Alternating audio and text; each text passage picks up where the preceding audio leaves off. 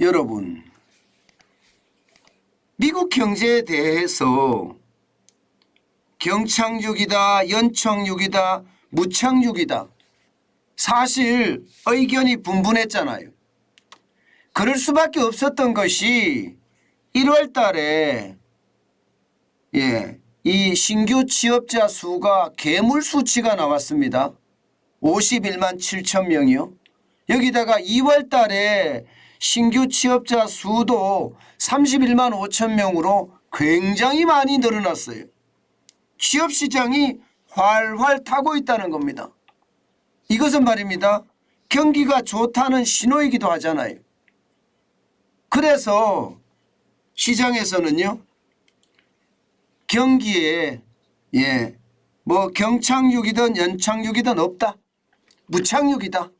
쉽게 말하면 경기 침체 없이 경제가 회복될 수 있다. 이렇게 굉장히 낙관적인 전망이 지배를 했습니다.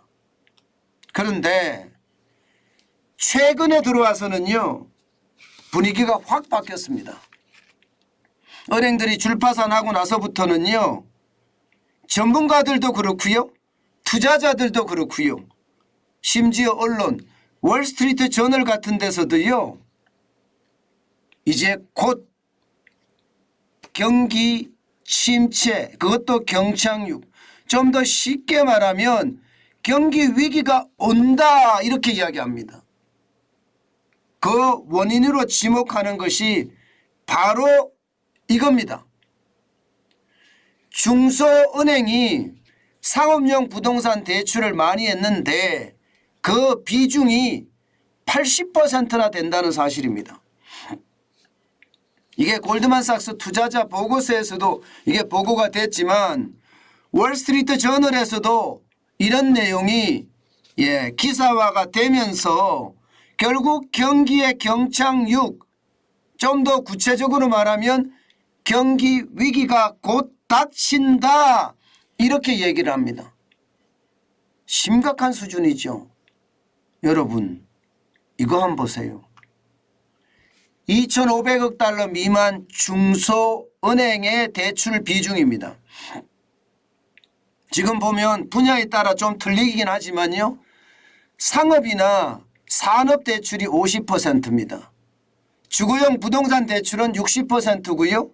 상업용 부동산 대출은 80%입니다. 소비자 대출은 45%예요. 일반적으로 미국의 중소은행 25억 달러라 그러더라도요, 자산 규모가 이게 적은 규모는 아닙니다. 뭐 300조 가까이 되는 규모니까 적은 규모는 아니죠. 우리나라 국민은행이 600조 정도 되거든요. 신한은행도 한 600조 정도 되고요. 그러니까 국민은행이나 신한은행 반 정도 되는 규모의 중소은행이라고 이야기할 수 있고요. 이들 은행들은요, 일반적으로 지역사회에 보시는 것처럼 상업이나 산업대출, 부동산 대출, 소비자 대출 이렇게 하고 있단 말입니다. 문제는 이들에게 위기가 닥친 거예요. 이들에게 뱅크런이 일어난 겁니다. 이들에게 지금 위기의 신호가 감지되고 있는 겁니다. 왜 그럴까요? 쉽게 말하면요, 예상보다가 고용지표는 좋은지 모르나 실물 경제가 좋지 않다는 뜻입니다. 특히 말입니다, 투자를 받아서 이들 은행에 예금을 해놨든 아니면 장사를 잘해서 그 돈을 예금을 해놨든 중요한 것은요, 예금해놨 돈을 뺀다는 사실이에요. 누가? 사업하는 사람들이. 왜? 임금 주려고요. 또 이자 주려고요. 이게 심각하다는 거죠. 지금 실물 경제 자체는 무너지고 있다, 이런 얘기가 되는 겁니다.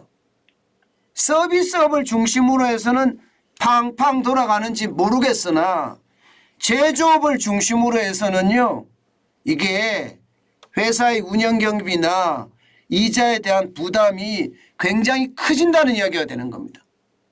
실제로 미국 사회에 보면요, 비제조업이라고 하는 서비스업은 굉장히 활활 타오르는 거 맞습니다. 그런데 반대로 제조업 말입니다. 이 제조업은요. 제조업 구매관리자 지수 PMI가 50보다도 한참 미칩니다. 46, 47을 기록하고 있습니다. 그러니까 제조를 중심으로 하는 기업들은 상황이 나쁘다는 이야기예요. 그러니까 예금을 뽑아서 결국은 말입니다. 그 돈으로 회사 경비를 쓰고 회사 운영에 쓴다는 이야기거든요. 여기에다가 이자를 내고 또 필요한 돈은 빌리고 이런다는 뜻이거든요. 문제는 이 과정에서 실리콘밸리의 뱅크런이 일어났듯이 지금 퍼스트 리퍼블릭 뱅크에서도 지금 뱅크런이 일어나고 있습니다. 이게 문제입니다. 이렇게 되면 여러분 중소은행들이 대출을 해준 것은 어떨까요? 안 망하려고 굉장히 빠른 속도로 대출 회수를 하겠죠. 아마 만기가 되면 무조건 대출 회수를 하려고 들 거고요. 필요하면 말입니다. 금리도 더 올릴 겁니다. 그러면 대출을 받은 이 사업자 또 중소기업, 중견기업, 스타트업들 어떨까요? 이게 대출 회수에 신경을 쓸 수밖에 없고요.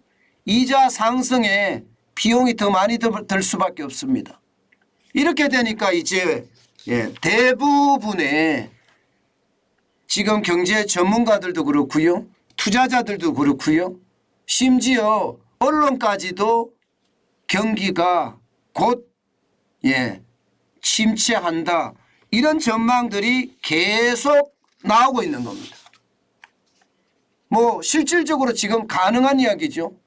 아마도 여러분 굉장히 빠른 속도로 올 가능성도 굉장히 높다 이렇게 이야기합니다. 왜냐하면요. 금리 인상을 또 지금 하거든요. 3월 22일이니까 내일입니다. 내일 저녁쯤에 이제 발표가 될 텐데 우리나라 시간으로는 내일 새벽, 모레 새벽이 되겠죠. 모레 새벽에 발표가 될 텐데 미국의 FOMC 연방공개시장위원회가 4.75%인 금리를 지금 현재까지는요 0.5%포인트 올린다 이렇게 시장은 예견하고 있습니다. 지금 시카고 상품거래소의 패드워치를 보면 0.25%포인트를 인상한다가 64.2%입니다. 동결은 35.8%고 결국은 0.5%포인트를 인상을 안 하는 대신에 0.25% 인상을 한다는 이야기잖아요. 이것은 말입니다. 결국 5%로 기준금리를 높인다는 뜻이에요. 문제는 5%까지만 올리면 괜찮은데 지금 시장에 예측하는 것은요 5%가 아닙니다. 5%보다 더 올라갈 거다. 지금 현재까지 경제학자들을 대상으로 금리 인상 설문조사를 해본 결과 시장은요 연 5.5% 내지는 6% 앞으로도 0.5% 내지는 1% 가까이를 더 올린다. 이렇게 대답한 비중이 49%나 됩니다.